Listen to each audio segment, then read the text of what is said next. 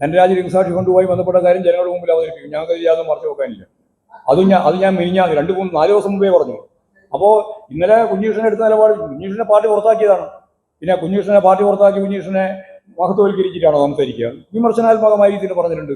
അദ്ദേഹത്തെ ചീത്ത പറയാനൊന്നും പോയിട്ടില്ല. നല്ല രീതിയിൽ പയ്യന്നൂരിന്റെ പാരമ്പര്യം പറഞ്ഞുകൊണ്ട് കമ്മ്യൂണിസ്റ്റ് പാർട്ടിയെ തകർക്കുന്നതിന് വേണ്ടിയോ ഇടതുപക്ഷ പ്രസ്ഥാനത്തെ തകർക്കുന്നതിന് വേണ്ടിയോ ഒരു കുഞ്ഞീഷ്ണന് സാധിക്കില്ല എന്ന കൃത്യമായ കാര്യം ഞാൻ പറഞ്ഞു. അതിന്റെ കൂടി പ്രതികരണമാണ് ഇന്നലത്തെ സ്വീകരണ യോഗം എന്ന് പറഞ്ഞു. അത്രേ പറഞ്ഞിട്ടു. വെല്ലുവിളിക്കൊന്നും അതൊന്നും ഇരടുകാരെ പോകുന്നില്ല. ആര് വെല്ലുവിളി? ആരാ വെല്ലുവിളിക്കുക? പാർട്ടിയിൽ നിന്ന് പുറത്താക്കിയിട്ടുള്ള ഒരാൾ പിന്നെ എന്ത് വെല്ലുവിളി വിളിക്കുന്നത്? ഞങ്ങളതൊന്നും അന്വേഷിക്കാനേ പോകുന്നില്ല, അന്വേഷിക്കാൻ പോകുന്നില്ല എന്ന് മലയാളിലെ പറയുന്നു.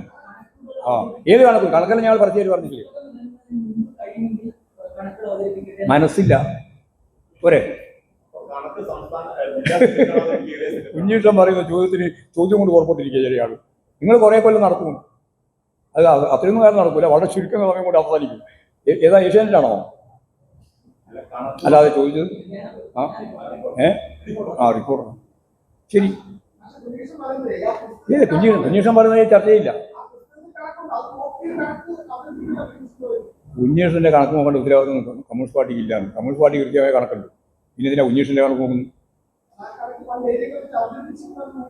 കുഞ്ഞീഷൻ എന്തെല്ലാം പറയാനിരുന്നു? കമ്മ്യൂണിസ്റ്റ് പാർട്ടി പുറത്താക്കി കഴിഞ്ഞാൽ ആ കുഞ്ഞീഷൻ പറയുന്നത് ഞങ്ങൾ ആരെങ്കിലും മുഖവിലേക്ക് എടുക്കുമോ? ഈ കണക്ക് പിന്നെന്താ? എല്ലാം അവതരിപ്പിച്ചതല്ലേ, പാർട്ടിക്ക് ഉടനീളം പറഞ്ഞതല്ലേ, പാർട്ടിയിൽ ഉടനീളം നമ്മൾ റിപ്പോർട്ട് ചെയ്തതല്ലേ. ഞങ്ങളുടെ കണക്കില്ലേ? ആ കണക്ക് ഞങ്ങൾ അവതരിപ്പിക്കും. അതിനെന്താ കുഴപ്പം? ജനങ്ങളുടെ മുമ്പിൽ അവതരിപ്പിക്കും. പറഞ്ഞില്ലേ? പിന്നെന്താ? ജനങ്ങളുടെ മുമ്പിൽ എങ്ങനെയാ അവതരിപ്പിക്കേണ്ടത്? അതുപോലെ ജനങ്ങൾ പാർട്ടി മെമ്പർമാർ മാത്രമാണോ? നമുക്ക് നോക്കാം. നിങ്ങൾക്ക് നിങ്ങളുടെ നിർദ്ദേശം പറയാം. പൊതുവേദിയിൽ ജനങ്ങൾക്ക് മനസ്സിലാവുന്ന രീതിയിൽ അവതരിപ്പിക്കും. കേസ് കൊടുക്കുക. അതാ പറഞ്ഞ കേസ് MP ജയരാജൻ കേസ് കൊടുക്കും. എൻ്റെ പേര് പറഞ്ഞാൽ ഞാനും കേസ് കൊടുക്കും. പിന്നെന്താ? തോന്നിയാസം പറയാൻ പുറപ്പെട്ടാൽ അതിന് കേസ് കൊടുക്കും. ജയരാജേട്ടൻ പറഞ്ഞാലും ഗോവിന്ദമാഷ് പറഞ്ഞാലും ആര് പറഞ്ഞാലും ഇമാതിരി തോന്നിയാസം എന്തെങ്കിലും പത്രത്തിലോ അല്ലെങ്കിൽ ഈ പറയുന്ന പുസ്തകത്തിലോ എഴുതി വെച്ചിട്ടുണ്ടെങ്കിൽ അതിനെതിരായിട്ട് കേസ് കൊടുക്കേണ്ടി വരും. പോരെ? കുഞ്ഞകൃഷ്ണൻ്റെതായ അഭിപ്രായമാണ്, അത് പാർട്ടിയുടെ അഭിപ്രായമല്ല. കുഞ്ഞകൃഷ്ണൻ പാർട്ടിയെ തിരുത്താൻ വേണ്ടി ഇറങ്ങി പുറപ്പെട്ടത് പാർട്ടിയെ തകർക്കാനാണ്. അത് പാർട്ടിക്കും ജനങ്ങൾക്കും അറിയാം. പാർട്ടിയെ തകർക്കാൻ ശ്രമിച്ചവരുമായി പാർട്ടി യാതൊരു സന്ധിയുമില്ല. ഇനി പാർട്ടിയെ തകർക്കാൻ ലക്ഷ്യമാക്കി എഴുതിയ പുസ്തകങ്ങൾ ആരുടെയൊക്കെ പേരുകൾ പരാമർശിച്ചാലും വ്യക്തികളല്ല പാർട്ടി, പാർട്ടിയാണ് പാർട്ടി. പാർട്ടി അംഗങ്ങൾ മാത്രമല്ല പാർട്ടി, പാർട്ടി അംഗങ്ങളോടൊപ്പം ബഹുജനങ്ങളും ഉൾക്കൊള്ളുന്നതാണ് പാർട്ടി. കുഞ്ഞകൃഷ്ണൻ പാർട്ടിയിൽ നിന്ന് വെളിയിൽ പോയിട്ട് കുഞ്ഞകൃഷ്ണൻ തന്നെ പറഞ്ഞു എന്നെ പുറത്താക്കും എന്ന് പറഞ്ഞിട്ട് അദ്ദേഹം എഴുതുന്ന പുസ്തകത്തിന് പാർട്ടിയുടെ ആധികാരികതയില്ല. കുഞ്ഞകൃഷ്ണൻ എന്ന് പറയുന്ന പാർട്ടി വിരുദ്ധന്റെ പുസ്തകമാണ്. ജയിലുണ്ടോ? ഞാൻ നേരത്തെ പറഞ്ഞല്ലോ. അതിന് കൃത്യമായിട്ട് വരട്ടെ, അന്നേരം തീരുമാനിക്കും. എല്ലാം കോൺഗ്രസ് ആണ്.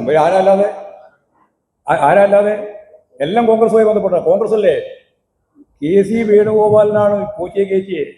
ഇപ്പോൾ വേറെ ആരെങ്കിലും ഒന്ന് കയറ്റിയില്ല നിൽക്കുന്നത്. KC വേണുഗോപാലൻ കോച്ചിയെ കയറ്റിയത്. അപ്പോൾ അയാൾ ജയിലല്ലേ? അല്ല, ഈ പറയുന്ന ആൾ ജയിലല്ലേ? ഈ പറയുന്ന മുരാരി ഉൾപ്പെടെയുള്ള എല്ലാം ജയിലിലാണ്. അവരെല്ലാം കോൺഗ്രസിന്റെ പ്രധാനപ്പെട്ട വക്താക്കളായിരുന്നു. ഞങ്ങളൊന്ന് പറയാനിട്ടാണ്. അവരെല്ലാം കോൺഗ്രസ് നേതാക്കന്മാരും പ്രവർത്തകരുമാണ് അതാത് മേഖലയിൽ. അങ്ങനെ മാത്രം ഞാൻ പറഞ്ഞില്ലല്ലോ.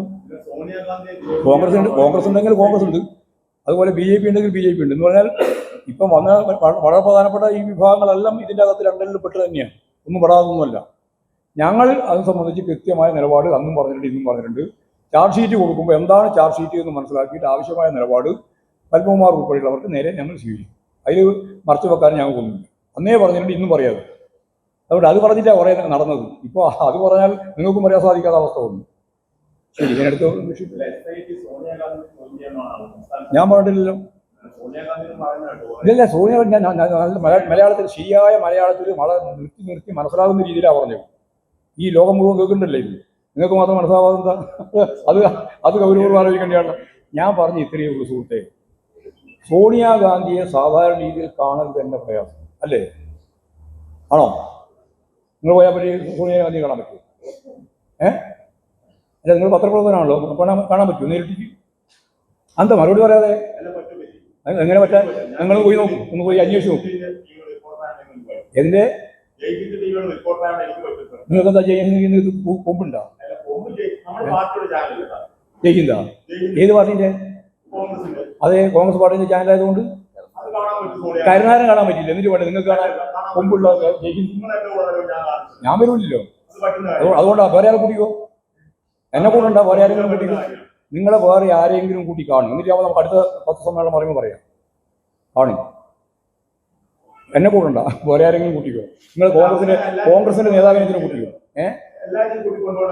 നേതാവിനെ കൂട്ടിക്കോ. കോൺഗ്രസിന്റെ നേതാവിനെ കൂട്ടിയിട്ട് നിങ്ങൾ കാണും, എന്നിട്ട് ഞാൻ കണ്ടു എന്ന് പറഞ്ഞു. അതാ കരുണാകരൻ പറഞ്ഞാൽ ഞാൻ ഉദ്ധരിച്ചത്. കരുണാകരൻ പറഞ്ഞു എനിക്ക് കാണാൻ പറ്റിയില്ല. ഞാൻ പറഞ്ഞതിൻ്റെ അകത്ത് എന്തെല്ലാം ഉണ്ടോ അതെല്ലാം ഉണ്ട്. പറഞ്ഞാൽ മനസ്സിലായില്ലേ നിങ്ങൾക്ക്? ഞാൻ കൃത്യമായി മലയാളം നിങ്ങൾക്ക് എന്താ എന്തിനാണ് സോണിയാഗാന്ധി? ഞാൻ പറഞ്ഞ ഒറ്റ കാര്യമേ ഉള്ളൂ, ഒന്നും കൂടി ആവർത്തിക്കാം, മനസ്സിലാവാതെ നിങ്ങളെപ്പോലെ രണ്ടാളാണ്. അത് അവർക്ക് വേണ്ടി പറയാം, അല്ല ജനങ്ങൾക്ക് വേണ്ടി പറയാം. ഒന്നും കൂടി പറയാം. ഇതിങ്ങനെയാണ്, സോണിയാഗാന്ധിയെ സാധാരണ രീതിയിൽ കാണാൻ പറ്റില്ല, കോൺഗ്രസ് നേതാക്കന്മാർക്ക് പോലും കാണാൻ സാധിക്കില്ല. എന്നിട്ട് ഇവിടെ ജയിലിൽ ടി വിൻ്റെ പ്രതിനിധി കാണാൻ കരുണാകരന് പോലും സാധിച്ചില്ല എന്നുള്ള കരുണാകരൻ തന്നെ കേരളത്തിൽ വന്ന് പറഞ്ഞു. അന്ന് മുതലേ അതെ, ഇന്നും അതെ. അങ്ങനെയുള്ള ഒരാളുടെ ആര് കാണാനാണ് തീരുമാനിച്ച് എത്തിച്ചത് എന്നുള്ളതാണ് പ്രധാനപ്പെട്ട ഒരു ചോദ്യം.